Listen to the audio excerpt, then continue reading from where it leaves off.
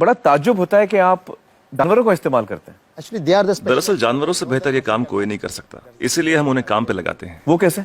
देखिए, गाय के बारे में तो हम सब जानते हैं, गाय दूध देती है, पर 4-5 बछड़े पैदा करने के बाद जब गाय दूध देना बंद कर देती है तो लोग समझते हैं कि गाय बेकार हो गई है।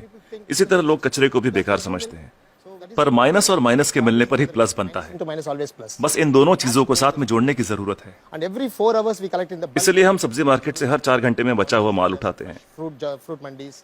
So there's कुदरत ने हर चीज के लिए वक्त दिया है, अगर उस वक्त के अंदर आप सही इस्तेमाल कर ले तो वो चीज बेकार नहीं रहती, उसमें से कुछ काम की चीज निकलती है। resource. So the dry इसलिए हम अपने प्रोजेक्ट में गाय को अपॉइंट करते हैं, हर 35 किलो छिलकों के लिए एक गाय।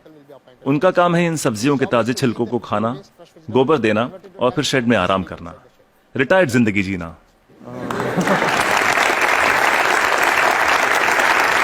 within 8 hours time. सिर्फ 8 घंटे में सारा कचरा घट के गोबर के रूप में 1/4 हो जाता है, The entire waste. और इस गोबर में काफी मात्रा में ईंधन वाली मीथेन गैस Once होती the है। dung comes out, हम तुरंत गोबर को बायोडाइजेस्टर में डाल देते हैं, इसमें से मीथेन गैस निकल जाती है और हमें बिना मीथेन के गोबर का एक घोल मिलता है। methane free cow dung slurry will come out. Immediately इसको हम तुरंत केचुओं के हवाले कर देते हैं। eaten by them and just केचुए उसे खा लेते हैं और उनके पेट से जो बाहर आता है उसे कहते हैं vermi cast. that's called vermicast. ये दुनिया की सबसे बेहतरीन खाद होती है। दुनिया की सबसे बेहतरीन खाद। इसे ब्लैक गोल्ड या काला सोना भी कहा जाता है। It can be directly. खेती के लिए बहुत अच्छा है। अगर बैक्टीरिया वाले तरीके से खाद बनाएं तो इसमें 45 दिन लग जाते हैं। और यहाँ देखिए, सोमवार की सुबह 6 बजे माँ सब्जियां काटती है, 9 बजे गाड़ी आकर उसका बचा हुआ हिस्सा ले जाती है, 10:30 बजे हम वो गाय को दे देते हैं, शाम 6 बजे तक गोबर निकल आता We are है। getting the cow dung ready. Put in biodigester में गोबर से मीथेन निकाल ली जाती है और उसका घोल बचता है, उसे केचुए खा लेते हैं और तीसरे दिन सुबह तक यानी 72 घंटों से भी कम समय में ब्लैक गोल्ड मिल जाता है। खाद बनाने का ये दुनिया का सबसे तेज तरीका है, कोई मशीनें काम नहीं कर पाएगी, वो भी बिजली का इस्तेमाल किए बिना।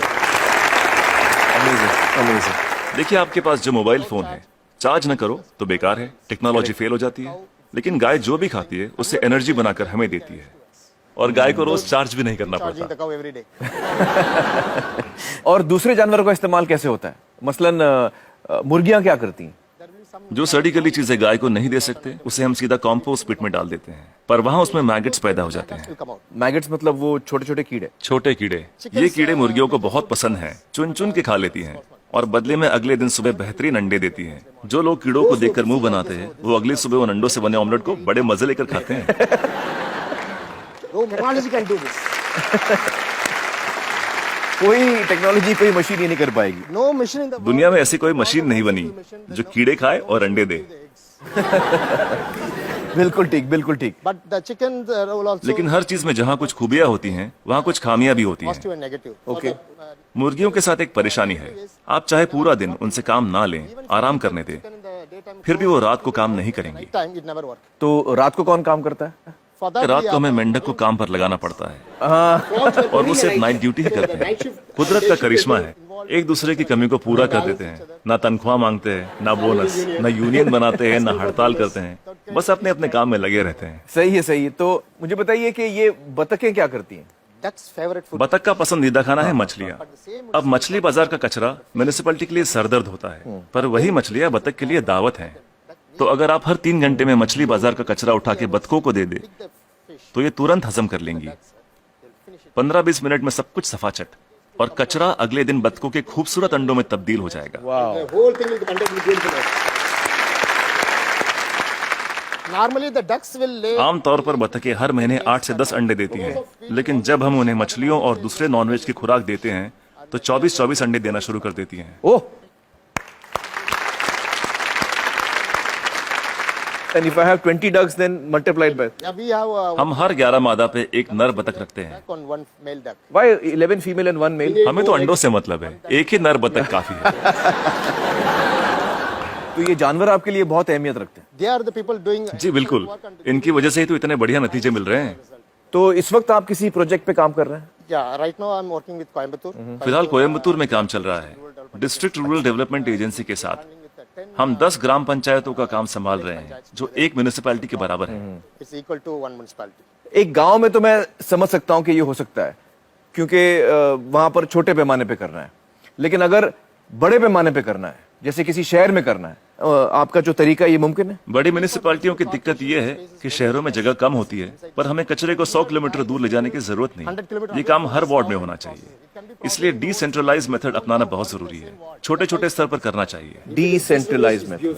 लोग हजारों टन कचरे से एक साथ निपटना चाहते हैं, पर ये सोच ही गलत है। अगर मैं आपको एक बड़ा कटहल दूं, तो आप उसे एक साथ एक बार में खा सकते हैं, लेकिन अगर उसके छोटे छोटे टुकड़े कर दें, तब खाना आसान हो जाएगा। इसलिए हर 2 किलोमीटर के रेडियस पे SLRM सेंटर होने चाहिए। SLRM सेंटर क्या होता है? Solid and liquid resource management centre. तो हर 2 किलोमीटर पे ये सेंटर होना चाहिए। जी, डिसेंट्रलाइजेशन एक कामयाब तरीका है।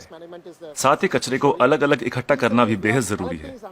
मिसाल के तौर पर सलून में से सिर्फ 6 तरीके का कचरा निकलता है।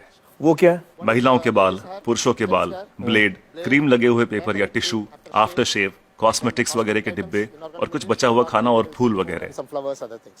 So we don't. हम नहीं चाहते कि ये चीजें बाकी का कचरा ले जा रहे ट्रक में मिलाई जाए। So one way इसके लिए अलग गाड़ी होनी चाहिए। saloon. जैसे मुंबई में करीब 2000 सलून्स होंगे। 2000 saloons. एक गाड़ी सब जगह घूम के ले लेगी? हर इलाके के लिए एक छोटी गाड़ी। हाँ, अलग अलग एरिया के लिए अलग अलग गाड़ियां होंगी। हाँ। जी, सिर्फ सलून के लिए। दिन खत्म होने से पहले सब बिक जाएगा। आज की तारीख में दुनिया का सबसे कीमती कचरा है महिलाओं के बाल। 2500 रुपए प्रति किलो। वाह वाह। तो दिन भर का जो कचरा है, दिन खत्म होते होते वो इस्तेमाल भी हो जाएगा। अलग अलग इकट्ठा करें तो राज ये है, तरकीब ये है कि शुरुआत से ही मिक्स मत करो। जी, अलग अलग इकट्ठा करो और अलग अलग ही लेकर जाओ। तो आपके पास इसका पूरा प्लान है, मास्टर प्लान है? बिल्कुल है। वाह वाह। That's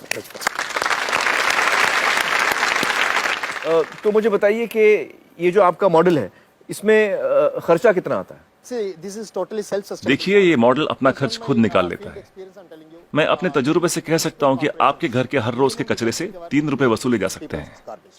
मतलब आप अगर मेरा कचरा लेंगे तो आप मुझे 3 रुपए देंगे? उसे 3 रुपयों में बदल सकता हूँ, 3 रुपए में तब्दील कर देंगे, बदल देंगे। और कचरा उठाने का कोई भी चार्ज लिए बिना। तो मुझे बताइए कि अगर मुंबई जैसे शहर की जिम्मेदारी आपको दी जाए कि इसको आप साफ कर दीजिए, तो आपको कितना समय लगेगा, कितना वक्त लगेगा आपको? कम से कम 18 महीने। मतलब 1.5 साल। तो मतलब 1.5 साल में आप मुंबई की काया पलट कर सकते हैं। Yes. Ji, it's possible. बिल्कुल कर सकते हैं। बहुत बहुत शुक्रिया श्रीनिवासन जी, बहुत ही कमाल के सुझाव आपने दिए हैं। बहुत बहुत शुक्रिया, थैंक यू सो मच।